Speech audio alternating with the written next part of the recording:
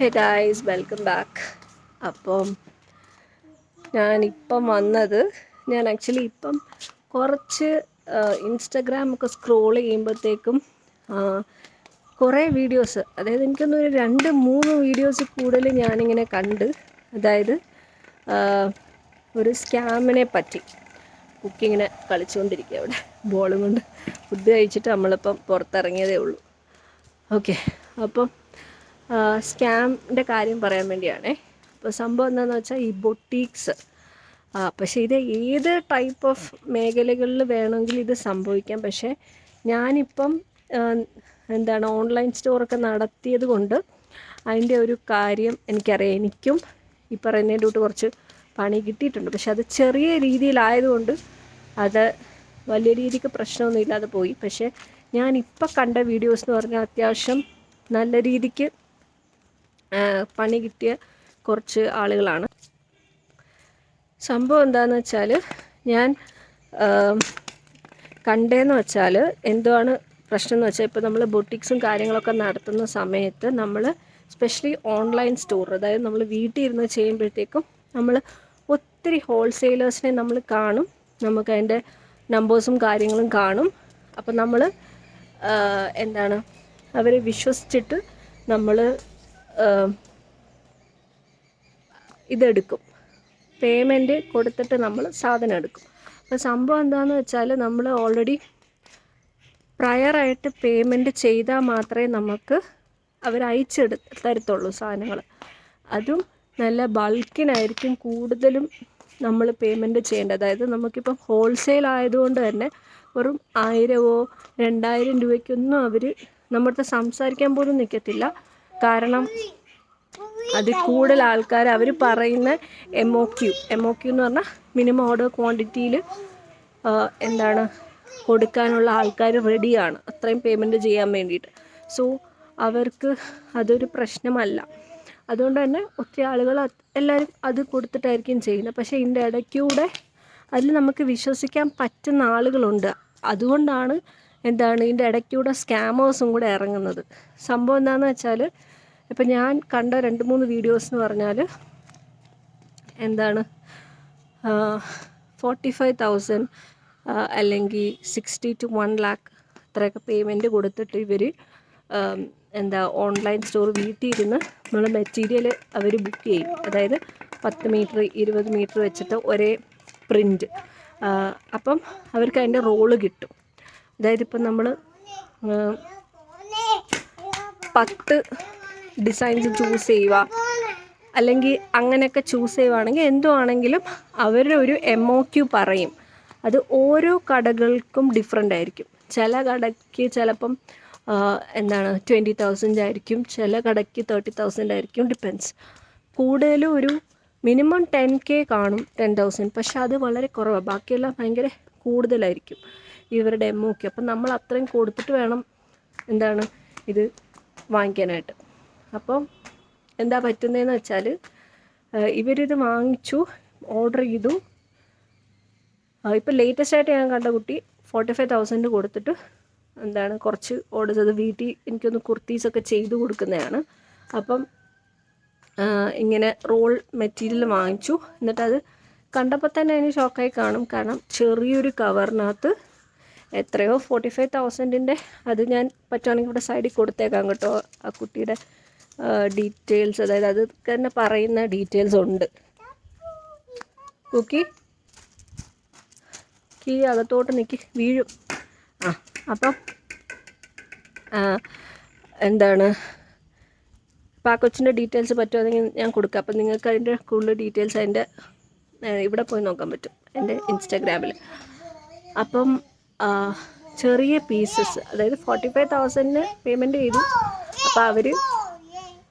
അപ്പോൾ അവർ അത്രയും ബണ്ടിൽ, നമ്മൾ എക്സ്പെക്റ്റ് ചെയ്യുന്ന അത്രയും വലിയൊരു കാർട്ടൂണായിരിക്കും എക്സ്പെക്റ്റ് ചെയ്തത്. അപ്പോൾ അവർക്ക് കിട്ടിയത് ഒരു കർച്ചീഫിൻ്റെ അത്രയും പോലും 40 രൂപ. അത് പറയുന്നുണ്ട് 45,000 രൂപ കൊടുത്തിട്ട് 40 രൂപയുടെ പോലും സാധനം ഇതിനകത്തില്ല. അതായത് 1 മീറ്റർ തുണി പോലും ഇല്ലാത്ത രീതിയിൽ അവർ കർച്ചീഫ് പോലത്തെ ചെറിയ 4-5 കഷ്ണം ഡിഫറെൻറ്റ് പ്രിൻസിൽ കൊടുത്തേക്കുവാണ്. അപ്പം അത് അവരെ കളിപ്പിച്ച് സ്കാമാക്കി വിട്ടു. അപ്പോൾ അവർ അയച്ചു കൊടുത്ത സ്കാമേഴ്സ് അയച്ചു കൊടുത്തത് ഈ ഒരു സംഭവമാണ്. അപ്പോൾ അത് തന്നെ കരഞ്ഞുകൊണ്ടിരുന്ന് പറയുന്നുണ്ട്. അപ്പോൾ നമ്മൾ ശരിക്കും പറഞ്ഞാൽ ഇതിനകത്ത് ഒത്തിരി പേര് ഇതിനകത്ത് പെടുന്നുണ്ട്. മാത്രമല്ല ഇപ്പം എനിക്ക് കുറച്ച് ഫ്രണ്ട്സ് ഉണ്ട്. അപ്പം അതെന്ന് പറഞ്ഞാൽ നമ്മുടെ കുറച്ച് ബിസിനസ് റിലേറ്റഡ് ആയിട്ടുള്ള ഗ്രൂപ്പ്സിൽ ഞാൻ ഉള്ളതുകൊണ്ട് അതിനകത്ത് ഞാൻ കേട്ടിട്ടുണ്ട്. അതായത് നമ്മൾ പുറത്തുനിന്ന് ഇപ്പോൾ ജ്വല്ലറി പോലത്തെ സാധനങ്ങളൊക്കെ ഹോൾസെയിലായിട്ട് ഷിപ്പിൽ നിന്ന് വരുന്നതാണ്. ഇപ്പോൾ ചൈനയിൽ നിന്നൊക്കെ നമുക്ക് റേറ്റ് കുറച്ച് കിട്ടും എന്ന് പറഞ്ഞിട്ട് അവിടെ നിന്ന് നമുക്ക് 30,000 or 50,000 പോലും നമുക്ക് കൊടുത്താൽ കിട്ടത്തില്ല. ചിലപ്പം 10 ലക്ഷമായിരിക്കും കൊടുക്കേണ്ടത്. കാരണം അത് ഷിപ്പിൽ നിന്നാണ് വരുന്നത്. അപ്പോൾ അവരുടെ മിനിമം MOQ എന്ന് പറഞ്ഞാൽ അത്രയായിരിക്കും. അത്രയും കൊടുത്താൽ മാത്രമേ നമുക്ക് അവർ ഇത് സെൻഡ് ചെയ്യത്തുള്ളൂ ഇങ്ങോട്ട്. അപ്പോൾ ആ ഷിപ്പിന് അത്രയും കൊടുക്കേണ്ട പോലും അവർ അങ്ങോട്ട് അവർ കൊടുക്കാതെ അത്രയോ 8 to 10 lakhs മിസ്സായ സ്റ്റോറീസ് വരെ ഞാൻ കേട്ടിട്ടുണ്ട്. സോ അതാണ് സംഭവം. അപ്പോൾ നമുക്ക് റിസ്ക് വരാൻ ചാൻസ് ഉണ്ട്. അത് എന്ന് പറയുന്നത് നമ്മൾ അങ്ങനെ. അപ്പോൾ നമ്മൾ ഡയറക്റ്റ് പോയോ അല്ലെങ്കിൽ അത്രയും വിശ്വാസമുണ്ട് റിവ്യൂസൊക്കെ കണ്ടാൽ കുഴപ്പമില്ല. അതുപോലെ ഇപ്പം ഇതും ആ സെയിം കേസാണ്. അതായത് ഇത്രയും രൂപ കൊടുത്തു, പക്ഷേ സാധനം വന്നപ്പം ഇത്രയേ ഉള്ളൂ. അതുപോലെ തന്നെ ഞാനാണെങ്കിൽ റീസെല്ലിങ് ചെയ്ത സമയത്ത്, അതായത് ഞാൻ ജസ്റ്റ് ഫാഷൻ ഡിസൈനിങ് ഒക്കെ കഴിഞ്ഞ സമയത്ത് ഞാൻ റീസെല്ലിങ് ചെയ്തിട്ടുണ്ടായിരുന്നു. അപ്പോൾ ഇതുപോലെ നമ്മൾ വിശ്വസിച്ചിട്ടാണ് നമ്മൾ കുറേ ഗ്രൂപ്പ്സ് ഉണ്ട്. അപ്പോൾ അതിനകത്ത് അവർ കുറേ ഫോട്ടോസ് ഇടും. അപ്പോൾ നമ്മളത് വാങ്ങിക്കുന്നു. പക്ഷേ അത് ശരിക്കും ഞാൻ ജസ്റ്റ് 2 സാരി മാത്രമാണ് ഓർഡർ ചെയ്തത് അവരുടെ കയ്യിൽ നിന്ന്. അപ്പം ഓർഡർ ചെയ്തിട്ട് ഈ സാധനം വരുന്നില്ല. അവർ ഇപ്പം തരാം ഇപ്പം തന്നെ അയക്കും ഇങ്ങനെ പറഞ്ഞുകൊണ്ടിരിക്കുക. അപ്പം ബാക്കി ആളുകളുടെ അത് എനിക്ക് ഫോട്ടോസ് പ്രൊഡക്റ്റിൻ്റെ ഇഷ്ടപ്പെട്ടിട്ട് ഞാൻ പുതിയൊരു റിസ്ക് എടുത്ത് അവരുടെ അടുത്തു നിന്ന് വാങ്ങിക്കുകയാണ്. പക്ഷേ ആ സമയത്ത് എനിക്ക് അറിയത്തില്ല എങ്ങനെ കറക്റ്റ് ചെക്ക് ചെയ്യേണ്ടതെന്നുള്ളത്. ഇവരുടെ നമുക്ക് ട്രസ്റ്റ് ചെയ്യാൻ പറ്റുന്നതെന്നുള്ളത് ആ സമയത്ത് എനിക്ക് അറിയത്തില്ലായിരുന്നു. അപ്പോൾ ഞാനത് വാങ്ങിച്ചു കഴിഞ്ഞിട്ട് ഇവർ സാധനം അയക്കത്തില്ല. ഇവരിങ്ങനെ പറഞ്ഞുകൊണ്ടിരിക്കും. എനിക്കൊന്ന് ഒരു 2 or 3 സാരി സംതിങ്. പക്ഷേ അത് റേറ്റ് ഒരു കുറവായതുകൊണ്ട് സിമ്പിൾ ഡിസൈനുള്ള സാരി. അപ്പോൾ ഏതാണ്ട് ഒരു 2,000 or 3,000 ആ റേഞ്ചിനകത്തേ വരത്തുള്ളൂ. അപ്പോൾ ഞാൻ അത്ര ഓർഡർ ചെയ്തുള്ളൂ. കാരണം അത്രയും പോയാലും അത്രയല്ലേ വരത്തുള്ളൂ. അപ്പോൾ അവരെനിക്ക് അയച്ച് തന്നിട്ടില്ല. അവർ ലാസ്റ്റ് എത്രയോ മാസങ്ങളായിട്ടും 2-3 മാസം കഴിഞ്ഞ് അവർ പറയേണ്ട സമയം കഴിഞ്ഞിട്ട് ഞാൻ ഒത്തിരി വെയിറ്റ് ചെയ്തു. അപ്പോൾ എനിക്ക് മനസ്സിലായി ഇനി അവർ ഫേക്കാണ്, അവർ ഇനി തരത്തില്ല. അപ്പോൾ ഒത്തിരി പേരുടെ കയ്യിൽ നിന്ന് ഇതുപോലെ ചെയ്തിട്ട് അവർ കൊടുക്കത്തില്ല. അവരിങ്ങനെ തരാമെന്ന് പറയും. പക്ഷേ എല്ലാവരും അതുപോലും ചെയ്യത്തില്ല. അവർ ജസ്റ്റ് നമ്മളെ ബ്ലോക്ക് ചെയ്തിട്ട് പോകത്തുള്ളൂ പേയ്മെൻറ്റ് കിട്ടിക്കഴിഞ്ഞ്. അപ്പം നമ്മളെങ്ങനെ ശരിക്കും നോക്കണ്ടേന്ന് പറഞ്ഞിട്ടുണ്ടെങ്കിൽ ഇപ്പം നമുക്കിങ്ങനെ പുതിയൊരു സ്ഥലത്തും നമുക്ക് ഓൺലൈനായിട്ട് ഓർഡർ ചെയ്യണം നമ്മൾ വീട്ടിൽ നിന്ന്. അപ്പോൾ ശരിക്കും പറഞ്ഞാൽ നമ്മൾ നമ്മളെങ്ങനെ ഇപ്പോൾ ഒരു കമ്പനി എനിക്ക് ഇഷ്ടപ്പെട്ടു ഹോൾസെയിലായിട്ട്. അപ്പോൾ നിങ്ങളെന്താ ചെയ്യേണ്ടതെന്ന് വെച്ചാൽ നിങ്ങൾ ട്രസ്റ്റ് ചെയ്യാൻ പറ്റും നോക്കേണ്ടതെന്ന് വെച്ചാൽ നിങ്ങൾ ഇൻസ്റ്റഗ്രാം നോക്കുക, അവരുടെ സോഷ്യൽ മീഡിയ, നിങ്ങൾ അവരുടെ യൂട്യൂബ് നോക്കുകയാണെങ്കിൽ തന്നെ നമുക്ക് മനസ്സിലാവും അവർ എന്തൊക്കെ വീഡിയോസാണ് ഇടുന്നതും കാര്യങ്ങളും. അതുപോലെ അതിൻ്റെ കമൻറ്റ് സെക്ഷൻ നോക്കുക. അതായത് എന്തെങ്കിലും ഇപ്പോൾ ആളുകൾ എന്തെങ്കിലും കംപ്ലയിൻറ്റ്സും കാര്യങ്ങളൊക്കെ പറയുന്നുണ്ടോ എന്നുള്ളത് നിങ്ങൾക്ക് കാണാൻ പറ്റും. അപ്പം അങ്ങനെ എന്തെങ്കിലും കംപ്ലയിൻറ്റ്സ് ഇപ്പം അങ്ങനെയൊക്കെ ഉള്ളതായും ചില ഇത് ഞാൻ ഇതിപ്പോൾ നോക്കുന്ന സമയത്ത് എനിക്ക് മനസ്സിലായി അതിനകത്ത് ആൾക്കാർക്ക് കൊടുക്കാത്ത ആൾക്കാരൊക്കെ വന്ന് കമൻറ്റ് ചെയ്തിട്ടുണ്ട് ഇവരുടെ കയ്യിൽ നിന്ന് വാങ്ങിക്കരുത്, ഇവരുടെ കയ്യിൽ നിന്ന് ഓർഡർ ചെയ്തിട്ട് ഇവർക്ക് സാധനം കിട്ടിയിട്ടില്ല. അപ്പോൾ അങ്ങനെ പോയി നമ്മളപ്പോൾ ഓർഡർ ചെയ്യരുത്. അപ്പം അതുപോലെ തന്നെ ഇത് രണ്ടും നോക്കുക. യൂട്യൂബ്, ഇൻസ്റ്റഗ്രാം, ഫേസ്ബുക്ക് ഉണ്ടെങ്കിൽ അതൊക്കെ നോക്കുക. അവരുടെ വീഡിയോസ് എങ്ങനെ, അതായത് അവർ പണ്ട് ഇപ്പം മാസങ്ങൾക്കും വർഷങ്ങൾക്കും മുന്നേ ആണോ ഇട്ടേക്കുന്നത്, അവർ അപ്ഡേറ്റഡ് ആണോ, അവർ ഡെയിലി അല്ലെങ്കിൽ വീക്ക്ലി ഒക്കെ പോസ്റ്റ് ഇടുന്നുണ്ടോ, അതൊക്കെയാണ് നമ്മൾ നോക്കേണ്ടത്. അതുപോലെ തന്നെ ഏറ്റവും മെയിനായിട്ടും ഗൂഗിളിലെ റിവ്യൂസ്, അതായത് എന്തൊക്കെയാണ് അതിനകത്ത് ഗൂഗിളിനകത്ത് അവരെന്തൊക്കെയാണ് അവർക്ക് ഇട്ടേക്കുന്നത്. കാരണം ഗൂഗിളിൻ്റെ എന്ന് പറഞ്ഞാൽ നമുക്ക് മാറ്റാൻ പറ്റത്തില്ല റിവ്യൂസ്. അതാണ് അതിൻ്റെ ട്രസ്റ്റ് ചെയ്യാൻ പറ്റുന്ന ഫാക്ടർ. അതായത് ഗൂഗിളിലാണെങ്കിൽ എങ്ങനെയാണെന്ന് വെച്ചാൽ ഇപ്പം നല്ല ആളുകളാണെങ്കിൽ ഒത്തിരി നല്ല റിവ്യൂസാണ്. പക്ഷേ ഒരാൾ പോലും എന്തെങ്കിലും പ്രോബ്ലംസ് ഫേസ് ചെയ്തിട്ടുള്ളവരുണ്ടെങ്കിൽ അവർ ഉറപ്പായിട്ടും എന്താണ് ബാഡ് കമൻസ് ഇടും. അപ്പോൾ എന്തായാലും അത് നമുക്കറിയാൻ പറ്റും ലൈക്ക് എന്തൊക്കെയാണ് പ്രോബ്ലംസ് എന്നുള്ളത്. സോ എപ്പോഴും അപ്പോൾ അതോടെ എനിക്ക് പണി കിട്ടിയതോടെ എനിക്ക് മനസ്സിലായി Google reviews very very important. പിന്നെ എനിക്ക് പണി കിട്ടിയപ്പോൾ ഞാൻ ജസ്റ്റ് അറിയാൻ വേണ്ടിയിട്ട്, അതായത് ഇപ്പോൾ ഇതൊരു വലിയ എമൗണ്ടാണ് പോയതെന്ന് വെച്ചോ, ഇപ്പോൾ എൻ്റെ 3000 മാത്രമേ പോയുള്ളൂ.